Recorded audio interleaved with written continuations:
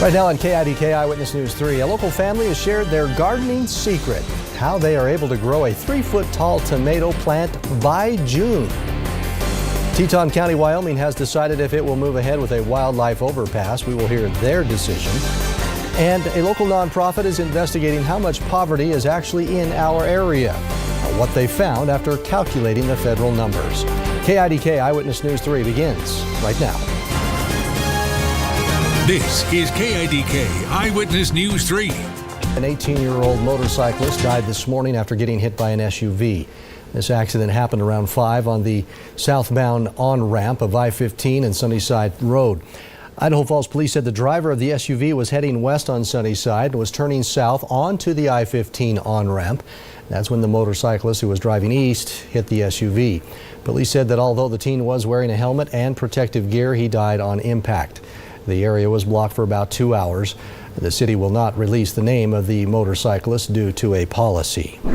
Continuing coverage tonight, a lawsuit against the federal government has been filed by a Pocatello family. The family's son and dog were sprayed by a cyanide trap last year that federal workers placed on U.S. land near their home. Mark and Teresa Mansfield filed the lawsuit this week. They are seeking more than $150,000 in damages. Last year, their 14-year-old son and his dog stepped on the trap that was placed by the U.S. Department of Agriculture. That suit said it killed the dog and injured the boy, who still suffers from headaches. The government has said it stopped using the devices on federal lands in Idaho. However, the government continues to look at cyanide traps, which are still being used in other states. They also issued guidelines requiring federal workers to notify residents when a cyanide trap is placed nearby. A wildlife crossing overpass has been approved for Teton County, Wyoming. County commissioners approved the master plan, which was adopted back in 2015. The overpass will protect people from wildlife car crashes and avoid interrupting wildlife populations and migration routes. County engineers have submitted a capital request of $150,000 for the 2019 fiscal year budget to begin implementing that master plan. The budget is still under review. In education news tonight, Idaho State University's new president has taken office. Kevin Satterlee took office yesterday. With a background in law and higher education, he feels more than ready for the responsibility he has now taken on, and he's already focusing on making connections. Well, one of the first things I plan to do is make sure that I build relationships. And those relationships to make sure that we start thinking in the we, that we are going to move forward as a community and a university together. Satterlee says those relationships are among his major goals, as he feels they will be the foundation that everything else is built on. Poverty is one of the biggest issues in America today. Local counties are not exempt from that. So that's why United Way in Pocatello felt the federal rate just wasn't giving them enough information. So they took the matters into their own hands. So the federal poverty level hasn't been a very useful indicator for us to evaluate the well-being of the counties. What it enabled us to do was identify how families are doing within our region. The end result, they found that about 40% of the families in our region are living either at or below the federal poverty level. The United Way believes the new information will allow them to lower these poverty numbers over time. The Idaho Falls Police Department recognized outstanding citizens and officers for protecting the community. KIDK Eyewitness News 3 reporter Katie Kelleher spoke to some of the award recipients about what it means to be honored.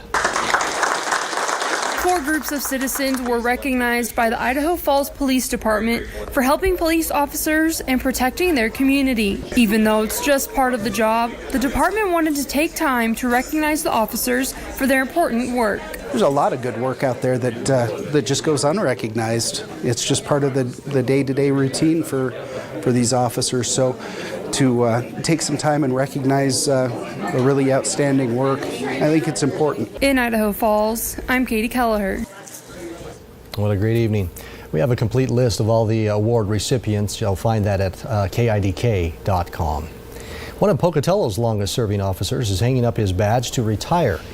Major and Deputy Chief Jim Peterson has been with the Pocatello Police Department for 33 years. He first started as a reserve officer in Chubbuck and worked his way up to patrol officer and then detective and patrol division sergeant.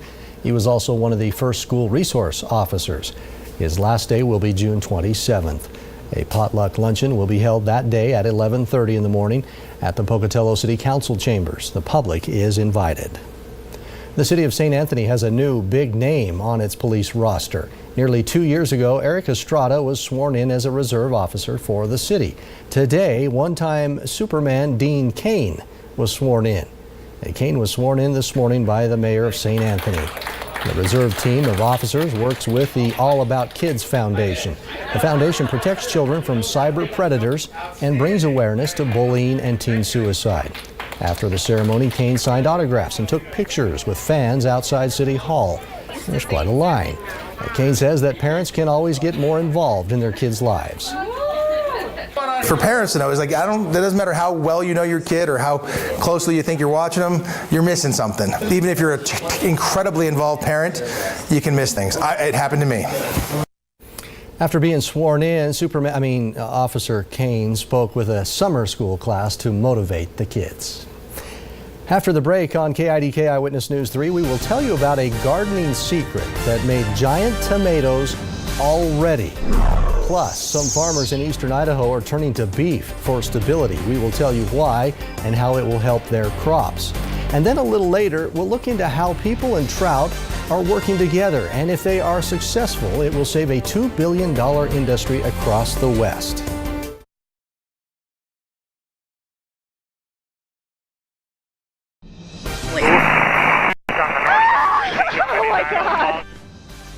Right now on KIDK Eyewitness News 3. Hold on tight. You heard them flying all day, but now we take you inside the cockpit to show you what it's like to be a Blue Angels pilot. KIDK Eyewitness News 3. Off the ground now. Will you have a spark that'll light the fire that'll burn the First Order down? How hot will Star Wars The Last Jedi burn as it opens in theaters this weekend? We will tell you the projected figures still ahead.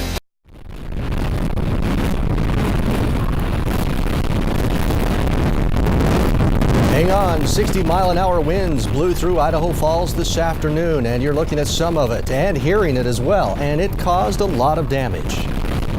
Plus, more commute pain if you are near the roundabout on Hitt and Lincoln Road in Bonneville County. As road closures in that area begin next week, we'll tell you which areas to avoid and for how long. KIDK Eyewitness News 3 begins right now. Coming up, it could be a parent's worst nightmare, but your child's dream come true. A very popular Disney movie now becoming a Broadway play. Oh my goodness. Look at the stars. You can see the stars. You can see Venus. You can see Mercury. Simply spectacular. You can see the Tetons now. Oh my gosh. Turning eastern Idaho and western Wyoming, day into night. Our Eclipse Recap newscast on KIDK Eyewitness News 3 begins right now.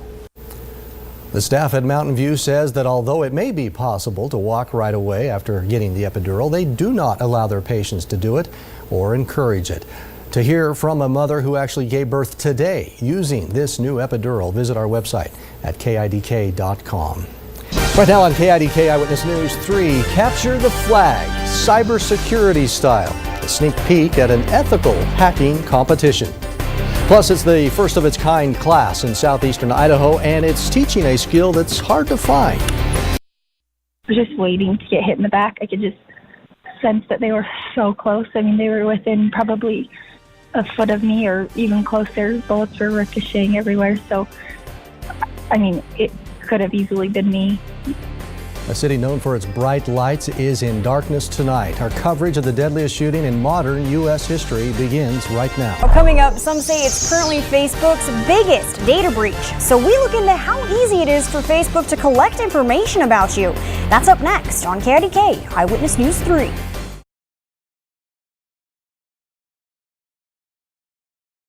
2,500 Idaho Falls Power customers are without power right now. These outages started happening around 3:20 this afternoon, the same time the windstorm started rolling through. Idaho Falls Power says power will be restored between 1 to 6 hours depending on the area. And that's just the start of the damages. KIDK Eyewitness News 3 reporter Katie Kelleher live right now on the Iona foothill where a fire started. Katie, what are the damages like there that you're seeing? Good evening, I'm Todd Coons. Thanks for being here with us tonight at the top of the hour. We want to talk a little bit about the mysterious situation with the snow geese falling out of the sky.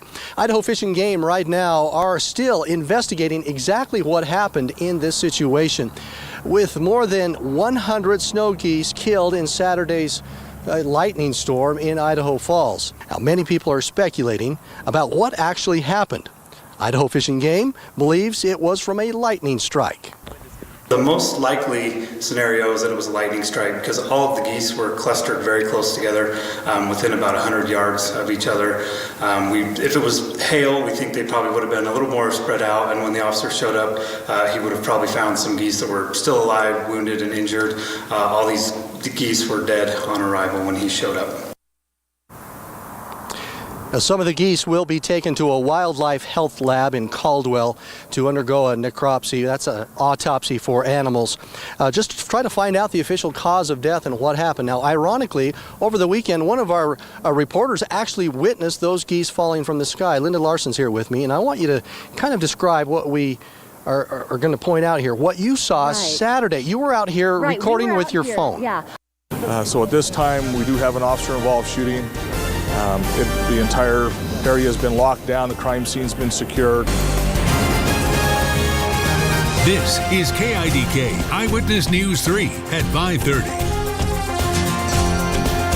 An area of Idaho Falls is still locked down while law enforcement investigates an officer-involved shooting. We understand in minutes they will begin to reopen some of those area roads. But it happened this afternoon at the Common Sense gas station on South Boulevard. That's where we find KIDK Eyewitness News 3 reporter Katie Kelleher right now at this moment. Katie, tell us what happened. It is the sight and sound all across eastern Idaho today. The wind, strong gusty wind. This is live right now. I-15 heading north of Idaho Falls. It is closed from Idaho Falls all the way to Roberts because of what you're looking at, the blowing dust and what visibility you have there. So it is closed. Now, other wind news around the area. These photos were taken on Highway 26 on the way to Jackson. Also on the way into Jackson, a semi lost its trailer on Teton Pass. A tree fell on 21st Street near Rose Hill Cemetery. That's in Idaho Falls. And not too far from there, that's near Toffus Park, is the Idaho Falls Zoo. It is closed tonight for safety reasons. There's that other tree on 19th Street. We moved to downtown Idaho Falls, and now we switch to video mode. This is a light pole that fell on this SUV. This is near Broadway, behind Chesborough Music, south of there. Although not confirmed, probably because of the strong gusty wind today. The Chubbuck Herbergers is closing in the Pine Ridge Mall. Bonton Stores, Inc. announced 42 locations will be closing, and Chubbuck was at the top of the list. Store closing sales are scheduled to begin tomorrow and run for about 10 to 12 weeks. We have more on this closure posted on our website at KIDK.com. A fire in Bannock County this afternoon. It happened at the corner of Highway 30 and Philbin Road, right near the Hoku plant. Good evening and thank you for joining us. I'm Todd Coons. It is breaking news because it is happening right at this hour. Eyewitness News 3 reporter Misty Inglet is there live right now. She's been monitoring the fire all afternoon. Misty, what do you know even at this point at 5:30?